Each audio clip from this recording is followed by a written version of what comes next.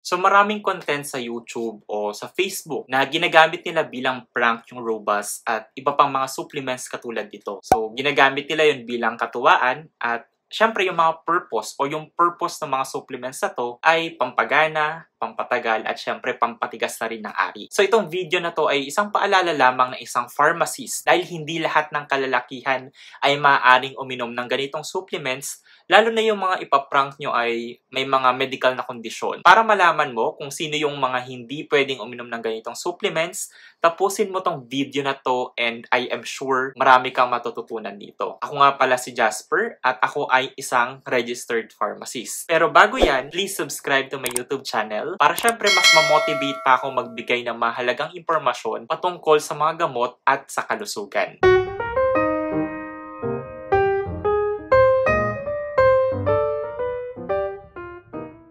Meron akong in-upload recently patungkol sa Robust at Passion Max supplements. Pero yun ay for educational purposes only. At binanggit ko rin actually doon sa videos na yun yung tamang pag-inom, posibleng side effects at iba pang mga paalala. Siyempre katulad ng sinabi ko kanina, hindi lahat ng tao or kalalakihan ay maaaring uminom ng men's supplements na ito. Siyempre sa mga kababaihan, huwag din tayo uminom ng mga ganitong klaseng supplements. Kasi maraming nagtatanong na pwede bang uminom ng ganito yung babae. So siyempre hindi. For men's supplements lang talaga siya. At meron din naman supplements para sa kababaihan. Katulad ng Robust Energy. Ayan. Pwede yan sa kababaihan. Pwedeng gamitin ng kababaihan pampagana makipagtalik sa kanilang asawa or sa kanilang partner. So ngayon, sino-sino nga ba ang bawal uminom nito at yung kailangan munang magpakonsulta sa doktor bago gumamit ng ganitong klaseng supplements. Una, yung kalalakihang may edad na 18 years old pababa.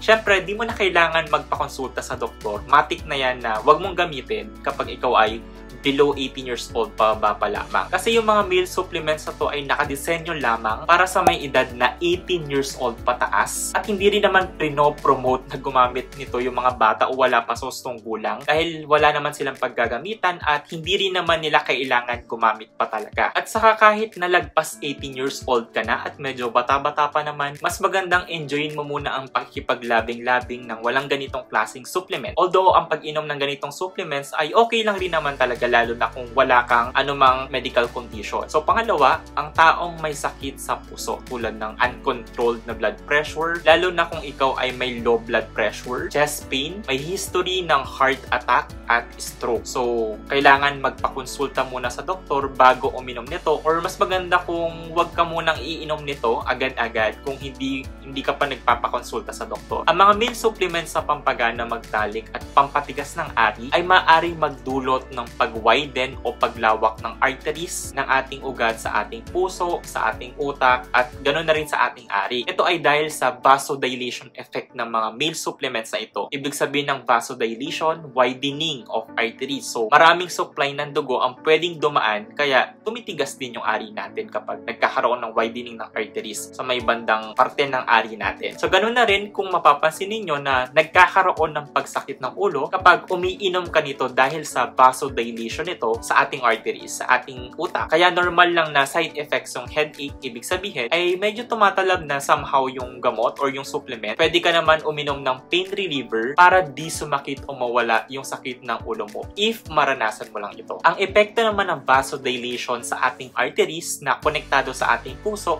ay pagbaba ng blood pressure. Pero syempre tatandaan ninyo na hindi ginagamit ito para sa sakit na high blood o anumang uri ng sakit. Ang masama dito ay baka mag-cause sa'yo ito ng bigla ang pagbaba ng blood pressure. Yung tipong kailangan mo nang itakbo sa ospital dahil napakadelikado kapag sobrang bumaba yung blood pressure ng isang tao. Kaya magpakonsulta kung ikaw ay umiinom ng kahit anong maintenance na gamot para sa high blood o di kaya naman ay may low blood pressure bago gumamit nito. So in short, mas maganda kung i-monitor mo muna yung BP mo kapag alam mong medyo tumataas yung BP mo o bumababa. I-monitor mo muna bago ka mag-take nito, lalo na sa may mga may edad na. So ikatlo, ang taong umiinom ng gamot sa puso tulad ng nitrates na ginagamit sa chest pain dahil sa posibleng drug interaction nito, basta magpakonsulta muna sa doktor kung ikaw ay may maintenance medicine na iniinom para sa blood pressure bago gumamit nito. And then ikaapat, ang mga taong may allergy sa anumang sangkap ng meal supplement na to, kung ikaw ikaw ay nakakaranas ng or makakaranas ng malalang rashes, nahihirapang huminga sa unang pag-inom pa lamang, ay malamang may allergy ka sa isa sa mga sangkap. Syempre, malalaman mo lang kung meron kang allergy kung susubukan mong uminom ng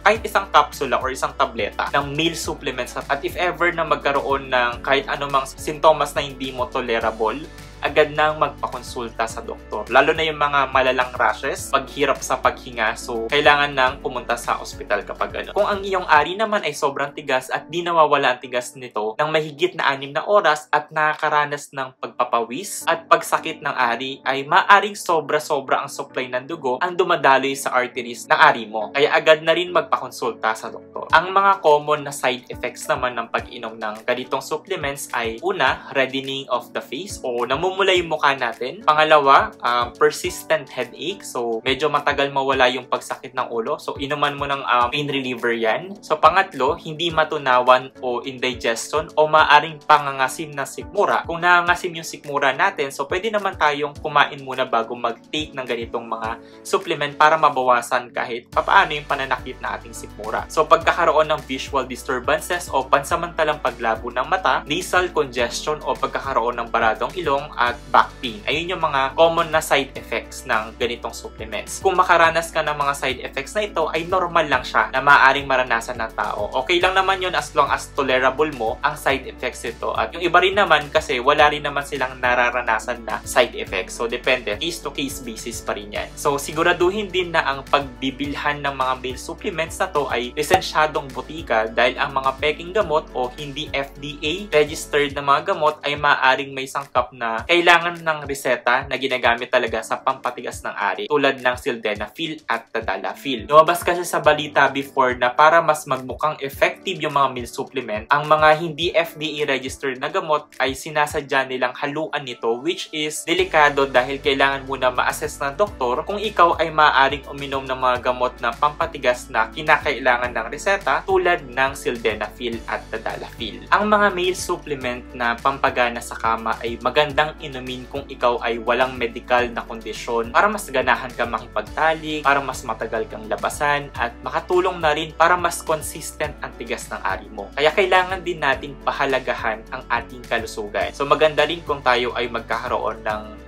balanced diet at exercise para mas makatulong yon para mas tumigas yung ari natin. Yun lamang po, at kung kayo ay may katanungan, mag-comment lang kayo sa ibaba ng video para ito ay aking matugunan. Muli, as a registered pharmacist, ako ay nagpapaalala na ugaliing magtanong sa doktor o pharmacist patungkol sa inyong mga gamot para maiwasan natin ang medication error o paglala ng ating kondisyon. For more drug information, do not forget to subscribe to my YouTube channel. See you and have a great day po. Bye-bye!